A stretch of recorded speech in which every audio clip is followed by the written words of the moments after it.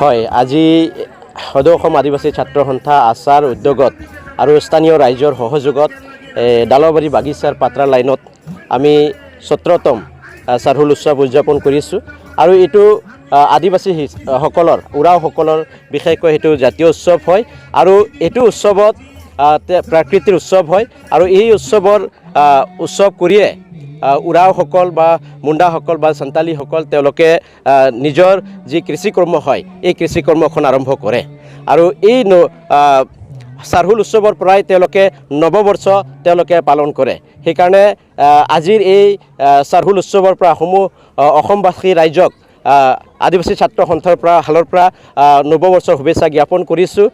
আৰু এই বছৰটো যাতে সুকলমে পাৰ হয়, সুখ আৰু সমৃদ্ধিয়ে কঢ়িয়াই আনে, ইয়াৰে আমি আশা কৰিছোঁ। চাৰহুল উৎসৱত বিশেষকৈ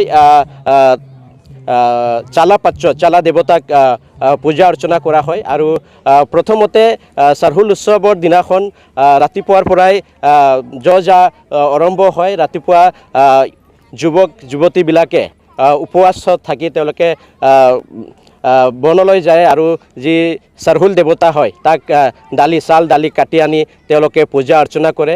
আৰু দিনজোৰা কাৰ্যসূচী তেওঁলোকে পূজা অৰ্চনা কৰাৰ লগতে নাচ গান হয়। জাতীয় সাজ পোছাক পিন্ধি সকলোৱে আহি নাচ গান কৰে। আৰু তেওঁলোকৰ যি পৰম্পৰা ঐতিহ্যৰ পৰা চলি আহিছে সেইবিলাক ৰক্ষা কৰিবৰ কাৰণে তেওঁলোকে প্ৰয়াস কৰে। হয়, আজি আমি ইয়াত উপস্থিত হৈ নথৈ আনন্দিত হৈছোঁ। আজি বৈশাগু হয়, বহাগৰ 1 তাৰিখ হয় আৰু আদিবাসীসকলৰ নৱবৰ্ষ হয়। সকলোৱে আমি উলহ মালহেৰে আজি উদযাপন কৰি আছোঁ। আজি বিশেষকৈ আমাৰ জনগোষ্ঠীয় লোক, ইণ্ডিজিনিয়াছ লোক, ট্ৰাইবেলসকলে প্ৰকৃতিৰ লগত জড়িত, প্ৰকৃতিৰ পূজা কৰে।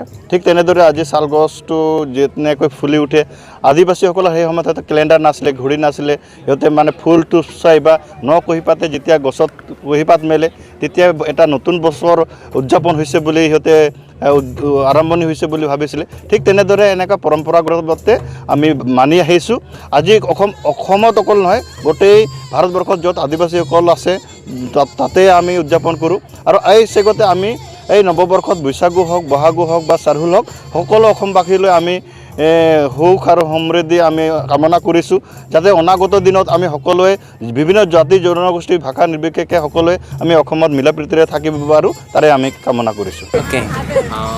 Spring Festival, sir. Yes. Your feelings in this moment? It's beautiful. I'm so happy to be here and the Adivasi community celebrating the new year. It's been great to see the dancers and the ceremony here by the new tree that we planted. We hope that the tree will live for 100 years and provide good blessings for all the community, for good health and good prosperity. Thank you.